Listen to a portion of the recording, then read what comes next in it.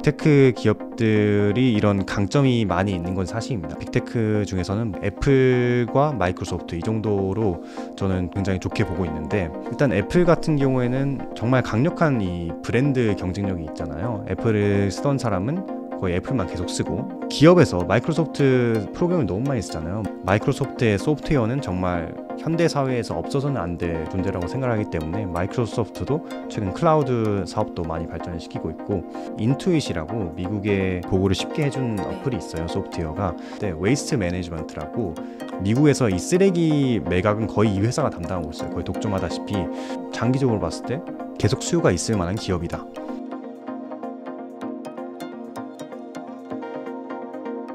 주로 투자하시는 게 미국 주식이고 한국 네. 주식은 안 하신다고 들었는데, 혹시 한국 주식을 안 하시는 뭐 특별한 이유라도 있으실까요? 그건 아무래도 제가 이제 한국에서 태어나고 자라긴 했지만 그 대학도 이제 미국에서 나왔고, 어떻게 보면 일생의 많은 부분을 미국에서 지냈기 때문에, 특히 이제 돈을 벌고 난 이후로는 아무래도 지금 미국에 생활하고 있기 때문에 이 한국 주식에 투자하는 것은 어떻게 보면 나의 생활에 좀 밀접하게 닿아 있지 않는 부분에 투자한다는 생각이 들었어요. 그래서 저의 강점은 내가 미국에 살고 있고 미국에서 판매된 제품이나 서비스를 내가 직접 이용해보고 이런 미국 기업들을 분석할 수 있다, 이런 거에 강점이 있다고 생각해서 저는 투자는 나의 강점이 있는 그 게임판을 골라서 시작을 해야 한다고 생각하는 주의이기 때문에 미국 주식 시장이 좀 더 유리한 게임판이라고 생각을 하고, 반대로 한국 주식은 뭐 좋은 주식도 분명히 있겠지만 제가 그거를 파악할 수 있는 능력이 부족하다고 생각을 해서 한국 주식보다는 미국 주식에 위주로 투자를 하고 있습니다.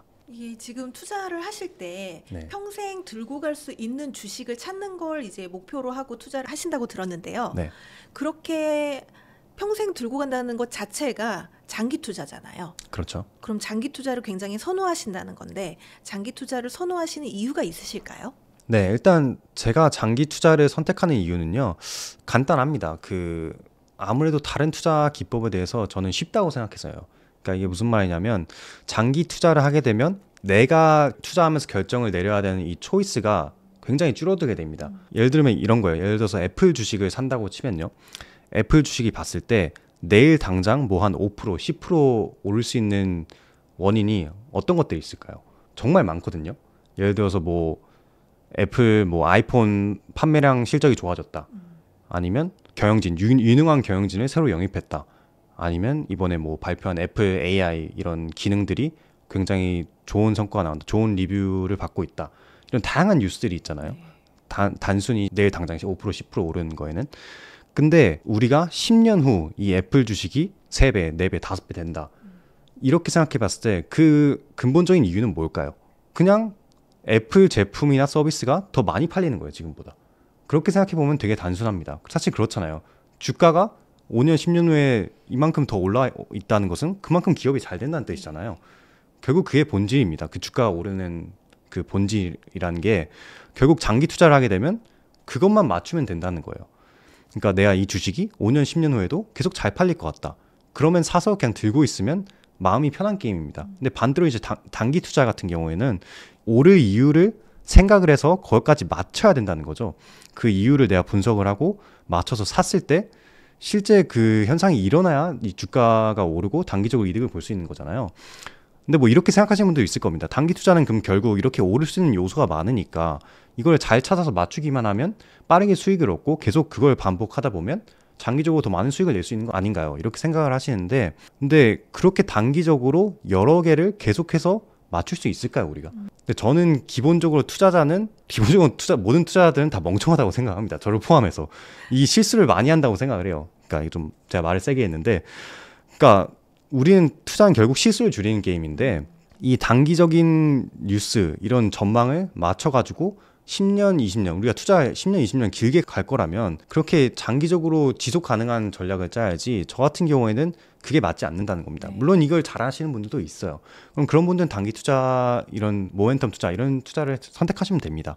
근데 저 같은 경우에는 그게 제일 저한테 단순하고 제일 저한테 와닿고 하기 쉬운 게임이라고 생각해서 장기 투자를 선택을 하고 있습니다. 네. 사실 저도 그 요즘 이렇게 돌아다니는 짤 보니까 엔비디아를 10년 전에 내가 샀더라면 수익률이 뭐 200%가 그쵸. 넘게 지금 내가 얻었을 거다 이런 짤도 많이 돌아다니던데 네, 그만큼 중요한 게 내가 정말 10년 뒤에 200%, 300% 수익률을 얻을 수 있는 성장하는 기업의 주식을 사는 건데 그렇죠. 이 기업을 내가 선택한다는 게 굉장히 어려운 거잖아요. 맞아요. 이렇게 종목을 발견하고 선정하는 기준 어떤 기준을 가지고 하면 좋을까요?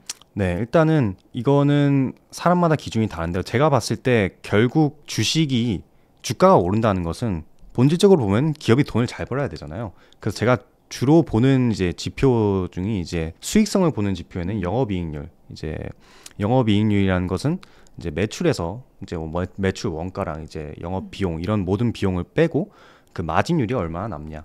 결국 이게 그 회사의 수익성을 나타내는 지표거든요.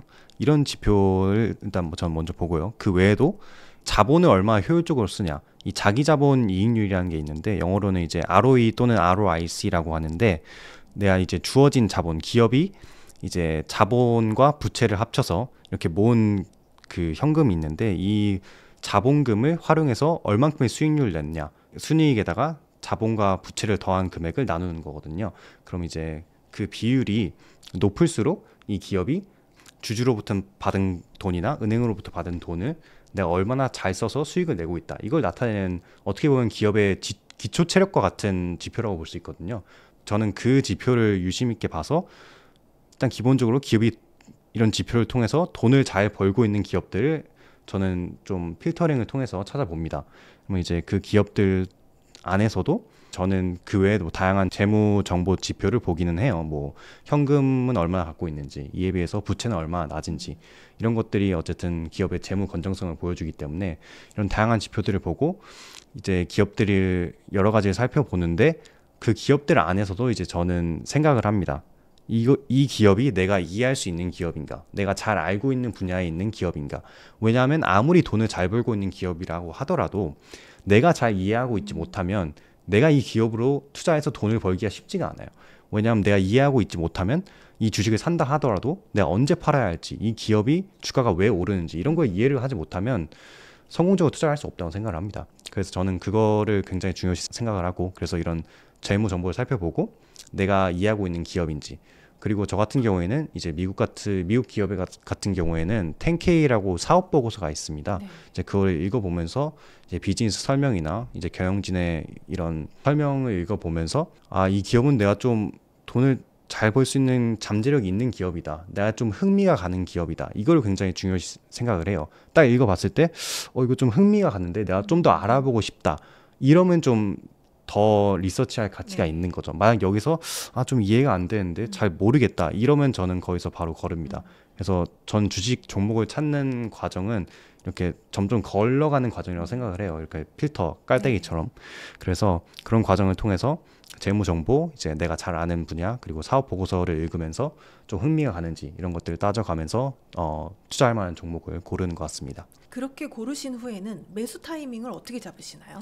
네, 매수 타이밍 같은 경우에는 저는 이제 아무래도 어떤 주식이든 이 가격을 보고 사야 되잖아요. 네. 어떤 가격에 살 수는 없으니까 저 같은 경우는 이제 DCF 모델이라는 이 밸류에이션 가치평가 그 방법을 써서 네. 이 주식의 적정 주가 범위를 대략 정합니다. 이 범위 안에 들어오면 내가 좀 매수를 생각해 볼 수 있겠다. 나만의 이제 이 기업의 미래 매출과 이런 걸 예상해서 적정 주가를 범위를 정해 보는 거죠. 그럼 이제 쭉 기다리다가 이제 저 같은 경우는 뭐 앱을 통해서 주가가 이제 이만큼 떨어지면 알림이 네네. 오게 이제 설정을 해놓습니다. 그럼 이제 주가가 떨어지기 시작한다. 그럼 이제 보면서 조금씩 매수를 하는 거죠. 저 같은 경우는 이제 분할 매수를 기본으로 하는데 내가 정말 사고 싶은 주식이고 내 포트폴리오에 한 이만큼은 최소 담고 가고 싶다. 그럼 그 최소 수량은 빠르게 매수를 하는 편입니다. 왜냐하면 주가가 떨어졌을 때 내가 지금 사야 되는데 네. 이 최소 수량을 얻지 못하면 나중에 좀 후회가 될 수 있으니까 그 최소 수량은 매수를 해놓고 그 이후부터는 이제 주가를 조금씩 보면서 분할 매수를 하는 편인데요. 그런 식으로 이제 여러분들만의 약간 범위를 찾아서 이렇게 매수 원칙은 미리 세워 놓는 게 유리하긴 합니다, 사실. 사실 이 매수만큼 또 어려운 게 매도잖아요. 그렇죠, 매도. 근데 또 복리로 가져가려면 이 개별 주식을 투자하더라도 꾸준히 계속 투자하는 게 좋은 거잖아요. 네, 그렇다면 맞습니다. 도대체 매도 타이밍은 어떻게 잡아야 되죠? 매도 타이밍이라는 게 사실 이게 진짜 어렵습니다. 저도 뭐 딱 단정지어서 얘기할 수는 없는데 자신만의 매도 기준을 갖고 있는 게 되게 중요한 것 같아요. 그래서 저 같은 경우에는 매도 기준이 몇 가지가 있는데 내가 이 기업을 더 이상 이해하기 힘들 때, 예를 들어서 기업의 뭔가 전체적인 경영 방향이 바뀌거나 기업의 주요 서비스 제품군이 바뀌어서 내가 이 기업의 미래 이익을 좀 예상할 수 없을 때, 이런 상태가 됐을 때는 기업을 매도할 수 있겠고요. 그 외에도 내가 애초에 처음에 이 기업에 투자한 이유가 더 이상 없어졌을 때, 예를 들어서 뭐 옛날에 우버 주식에 투자를 했다고 쳐볼게요. 그럼 우버 주식에 내가 처음 투자를 했을 때 우버가 당시에 그 자율주행을 많이 밀고 있었어요. 그래서 내가 예를 들어서 우버를 옛날에 투자했을 때 우버가 잘 될 이유는 이 자율주행이 잘 돼서 돈을 앞으로 잘 벌 것이다. 근데 우버가 이제 자율주행을 그만뒀단 말이죠. 그럼 이제 그 상황에서는 내가 투자한 이유가 아예 없어져 버렸으니까 매도를 해야겠죠. 예. 그 외에도 뭐 다른 이유가 있다면 내가 지금 투자하고 있는 주식보다 더 좋은 주식이 생겼을 때, 더 좋은 투자 기회가 생겼을 때, 사실 저는 가장 이상적인 시나리오는 내가 갖고 있는 현금을 새로운 주식에 넣는 거라고 생각을 합니다. 근데 만약에 이제 내가 갖고 있는 현금이 없을 수가 있잖아요. 그럼 이제 결정을 해야 되는데, 사실 더 좋은 수익률을 낼 수 있는 주식에 투자하는 게 무조건 맞습니다. 무조건 이제 기회비용이 생기기 때문에 내가 갖고 있는 주식보다 지금 새로운 주식이 더 좋은 수익률을 거둘 것이다, 이렇게 생각이 든다면 현재 주식을 조금 팔고 새로운 주식을 살 수 있는 거죠. 저 같은 경우는 사실 주가가 엄청 오른다고 해서 무조건 팔아야 된다, 이렇게 생각하지 않습니다. 왜냐하면 주식이란 것은 제가 생각했을 때 한 번 오르면 이게 계속 오를 수 있는 그 모멘텀이라는 게 있기 때문에, 사실 우리 그 엔비디아도 보면 그렇잖아요. 이게 오르던 주식이 계속 오르잖아요. 이게 분명 엄청 오르는 동안 판 사람들이 엄청 많았을 거예요. 여기서 이거 너무 오른 것 같다, 팔아야겠다. 근데 사실 그 시장은 내가 이 주식을 언제 샀고 뭐 200%, 300% 수익이 났다, 이걸 신경 쓰지 않거든요. 주식은 오를 수 있으면 계속 오릅니다. 그래서 저 같은 경우는 정말 좋은 주식이라면 가능하면 안 파는 걸 선호하긴 합니다. 왜냐하면 이렇게 딱 올랐을 때 이 떨어져서 내가 조금 느끼는 아쉬움보다 이 더 올라서 내 수익률 더 끌어올려 줄 수 있는 그 이득이 더 크다고 생각을 하기 때문에, 예를 들어서 뭐 2배 올랐을 때 팔아야지, 이런 식으로 매도 기준을 정해두지 않습니다. 그래서 더 좋은 투자 기회가 있을 때, 혹은 주식 기업의 뭔가 영업 현황이 바뀌어서 내가 더 이상 좀 분석하기 어려워졌을 때, 이런 경우에는 매도를 하는 편입니다. 혹시 이 지금 투자를 하고 계실 때 ETF보다는 지금 현재 개별 종목에 투자를 더 많이 하고 계신다고 하셨는데, 개별 종목을 몇 개 정도 하고 계시나요?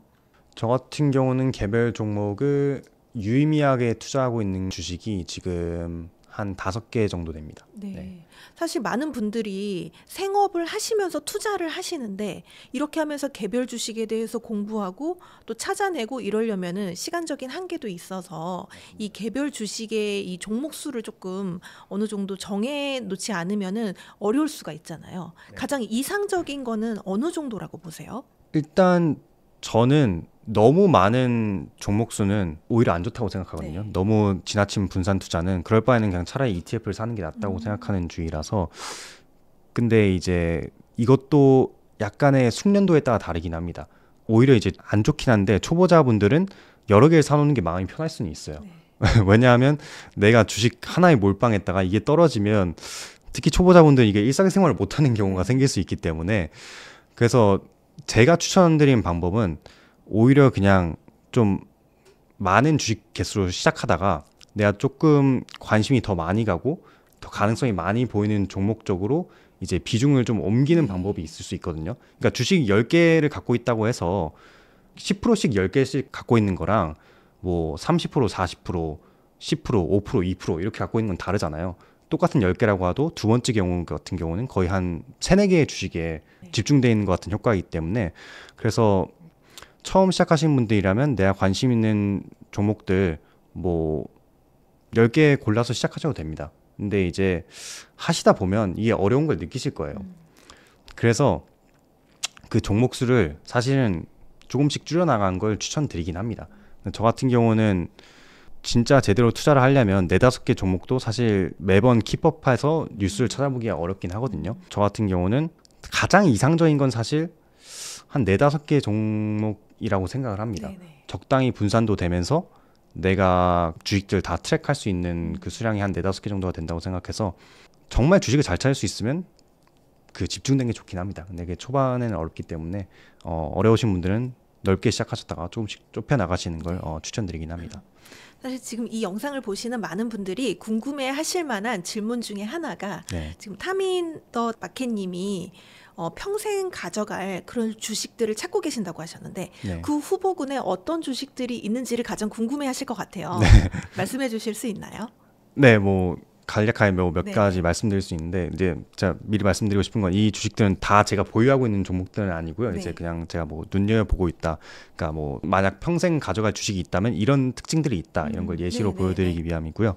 그리고 이제 당연히 매수매도 추천은 추천 아니고요. 금지는 아니고요. 네. 네. 추천은 아니고요. 네, 추천은 절대 아닙니다. 근데 크게 일단 빅테크 쪽에서 봤을 때 아무래도 빅테크 기업들이 이런 강점이 많이 있는 건 사실입니다. 왜냐하면 아무래도 많은 그 미국의 제품과 이런 서비스들을 거의 독점하다시피 하고 있는 게 사실이고 그만큼 많은 사용자들의 데이터를 갖고 있고 이런 기업들이 많은데 저 같은 경우는 빅테크 중에서는 뭐 애플과 마이크로소프트 이 정도로 저는 굉장히 좋게 보고 있는데 일단 애플 같은 경우에는 정말 많은 사람들이 아시다시피 정말 강력한 이 브랜드 경쟁력이 있잖아요. 애플을 쓰던 사람은 거의 애플만 계속 쓰고 우리 아이폰 뭐 그리고 특히 이제 애플 제품들 간의 호환성, 네. 이 생태계가 굉장히 잘 유지가 돼 있기 때문에 뭐 아이폰에서 뭐 복사를 하면 맥북에서 붙여넣기가 가능하다. 이런 식의 연결이 너무 잘 돼 있기 때문에 애플을 쓴 사람은 애플 쓰니까 맥북도 사야지, 아이패드도 사야지, 아이팟도 사야지 이렇게 되는 거거든요. 그럼 이제 애플 제품을 통해서 애플은 거기서 또 서비스 매출을 이뤄냅니다. 예를 들어서 뭐 아이클라우드 저장 공간을 판다든지 구독료로 이제 애플 뉴스, 애플 뭐 뮤직 이렇게 다양한 서비스들이 최근 애플 매출을 끌어올리고 있죠. 이런 서비스 매출들이. 그래서 이런 걸 봤을 때 애플은 정말 이 스마트폰 하나라는 게 정말 많은 잠재력을 갖고 있잖아요. 앞으로 10년, 20년 후에도 저는 이 스마트폰이 계속 많은 사람들에 의해서 쓰일 것 같다고 생각을 하기 때문에 그럼 결국에는 이 스마트폰의 선두주자는 지금 애플일 거고 이 애플의 강한 브랜딩 경쟁력으로 인해서 이 선두주자를 웬만해서는 뺏기지 않을 것 같다. 그런 식으로 봤을 때는 애플 제품에 대한 수요가 꾸준히 있을 것이다. 네. 그래서 저는 결국 이 평생 가져갈 기업이라고 한다면 이 몇 가지 조건이 있어야 되는데 이렇게 애플 같이 정말 사람들이 제품을 이 회사의 제품이나 서비스를 끊지 못하는 뭔가가 있어야 된다. 이 경쟁력이 있어야 된다. 애플 같은 경우는 이제 브랜딩과 이런 생태계고요. 그거 외에도 이제 다른 특징들이 있는데 이제 차차 설명을 해드릴게요. 마이크로소프트 같은 경우에는 제가 봤을 때는 이 기업에서 마이크로소프트 프로그램을 너무 많이 쓰잖아요. 뭐 엑셀도 그렇고 파워포인트도 그렇고 이걸 기업 입장에서 절대 바꾸지 못할 거라고 생각합니다. 왜냐하면 이 업무에서 이걸 다 쓰는 프로그램인데 이걸 바꾸려면 얼마나 많은 이 교체 비용과 이 새로 트레이닝하는 시간과 비용이 많이 들겠죠. 그래서 그걸 생각해 봤을 때 마이크로소프트는 이 기업들에게 얼마든지 가격을 책정할 수 있는 능력이 있다. 이 가격 결정력이 있다. 이런 걸 봤을 때 마이크로소프트의 소프트웨어는 정말 현대 사회에서 없어서는 안 될 정말 산소와 같은 존재라고 생각하기 때문에 마이크로소프트도 최근 클라우드 사업도 많이 발전시키고 있고 그래서 마이크로소프트 역시 빅테크에서도 평생 가져갔을 때 무리 없는 기업이다 이렇게 생각을 하고 있습니다. 그 외에도 이제 몇 가지 기업들을 소개시켜 드리자면 인투잇이라고 미국의 소프트웨어 그 외에도 이제 몇 가지 기업들을 소개시켜 드리자면 인투잇이라고 미국의 보고를 쉽게 해준 네. 어플이 있어요. 소프트웨어가 그거를 개발한 회사가 인투잇이고 그거 외에도 퀵북이라는 그 미국의 소형 기업들이 많이 쓰는 회계 소프트웨어가 있습니다. 이 두 개를 메인으로 그 제공하는 회사인데 이 두 서비스의 특징이 세금 보고는 어떤 미국 국민들이 소득을 내는 미국 국민들이랑 매년 사용해야 하는 서비스죠. 네. 그리고 퀵북 같은 경우에도 소규모 기업들한테는 이 소프트웨어를 바꾸는 것 자체가 쉽지 않습니다. 한번 쓰게 되면 계속 사용하게 된단 말이죠. 이게 또 이제 평생 가는 기업의 특징 중 하나인 것 같습니다. 소비자들이 이 기업의 제품을 쉽게 바꾸지 못하는 거 이런 교체 비용이라고 하는데 이런 강점을 갖고 있기 때문에 소프트웨어이기 때문에 마진율도 당연히 높고요. 그래서 인투잇도 굉장히 장기적으로 봤을 때 계속 수요가 있을 만한 기업이다. 그리고 마지막으로 제가 소개시켜드리고 싶은 기업은 조금 특이한 기업인데요. 많이 못 들어보셨을 수도 있는데 웨이스트 매니지먼트라고 미국의 쓰레기 매각 처리 회사입니다. 네, 굉장히 딱 이름만 들었을 때는 쓰레기 회사를 왜 투자하지 이런 생각이 들 수 있는데 한번 찾아보시면 이 회사가 정말 마진율도 좋고 그런 이유 중 하나가 미국에서 이 쓰레기 매각은 거의 이 회사가 담당하고 있어요. 거의 독점하다시피. 그리고 쓰레기 매각 이 산업이라는 것 자체가 경쟁자들이 그냥 쉽게 들어오지 않는 산업이에요. 왜냐하면 이거 그냥 별로 하고 싶지가 않죠. 딱 이름만 들어도 쓰레기란 그 이름만 들어도. 그리고 이미 이 회사가 다 장악을 하고 있기 때문에 그냥 경쟁자가 쉽게 들어오지 않고 그냥 내가 이 회사가 항상 쓰레기를 처리를 맡아서 하니까 이 맡기는 사람들 상가 쪽 입장에서도 그냥 돈을 그냥 원하는 대로 주는 거죠. 그래서 이걸 굳이 바꾸고 싶지 않기 때문에 여기서 또 이제 이 웨이스트 매니지먼트의 매력은 이 오랜 시간 동안 그 기술이 얼마나 발전을 하든 세상이 어떻게 바뀌든 이 쓰레기는 계속 나올 거란 말이죠. 그럼 이 쓰레기를 처리를 해주는 회사는 무조건 필요하다. 그런 측면에서 봤을 때 평생 갈 거라고 생각을 한다면 기술 발전에도 전혀 영향이 없는 웨이스트 매니지먼트도 눈여겨볼 만한 기업 중 하나라고 생각을 합니다. 네. 사실 지금 이렇게 말씀해주신 종목 중에는 없었지만 네. 요즘 많은 분들이 관심을 가진 종목 중에 하나가 네. 테슬라, 엔비디아거든요. 그쵸. 혹시 이런 기업들에 대해서는 어떻게 보세요? 일단 저는 두 기업 모두 높게 보고 있습니다. 네, 제가 이제 평생 갈 기업에는 뭐 언급을 안 드리는 이유 중 하나가 이 어쨌든 테슬라 같은 경우에는 이 미래에 이제 뭐 전기차 지금 많이 판매가 되고 있고 전기차에서 입지는 많이 확보가 된 상태고 이제 자율주행을 지금 주로 밀고 있잖아요. 그래서 저는 이거 굉장히 높게 보고 있는데 어쨌든 저는 테슬라가 자율주행을 거의 차지할 거라고 생각을 하지만 결국 아직은 모르는 거긴 하잖아요. 이 자율주행이 정말 상용화되고 그 테슬라가 제가 봤을 때 평생 갖고 갈 기업에 속하려면 이 자율주행이 미래에 무조건 상용화되고 그 모든 차들이 자율주행을 할 것이다. 이런 거에 대한 확신이 있어야 되는데 아직 거기에 대한 100%는 없기 때문에 조심스러운 입장에서 말씀을 드린 겁니다. 근데 전 여전히 테슬라는 좋은 기업이라고 생각을 하고 자율주행 입장에서 이미 테슬라 차들이 시중에 많이 깔려 있잖아요. 그 차들이 데이터를 쌓으면서 자율주행 쪽에서는 테슬라 이길 기업은 많지 않다고 생각하기 때문에 전 여전히 좋은 기업이라고 생각을 하고 있습니다. 엔비디아도 마찬가지로 사실 이 반도체라는 게 요즘 AI가 이제 워낙 발전이 되면서 거기로부터 제일 수혜를 입은 게 엔비디아잖아요. 그게 어떻게 보면 잘 되는 기업의 특징 중 하나가 아닐까 싶습니다.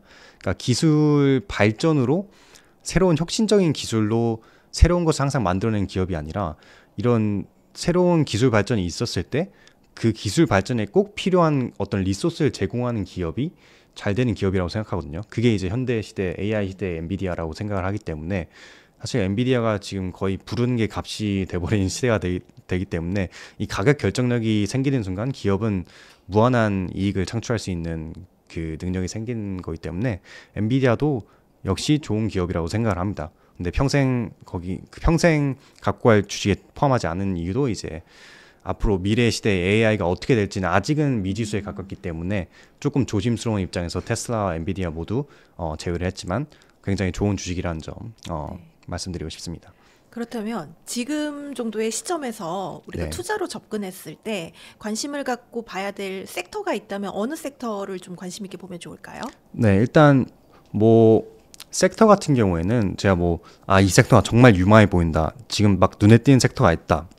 이거보다는 저는 항상 생각했을 때 이 시장에서 그 주목을 받는 섹터가 있다면 반드시 외면을 받는 섹터가 있단 말이죠.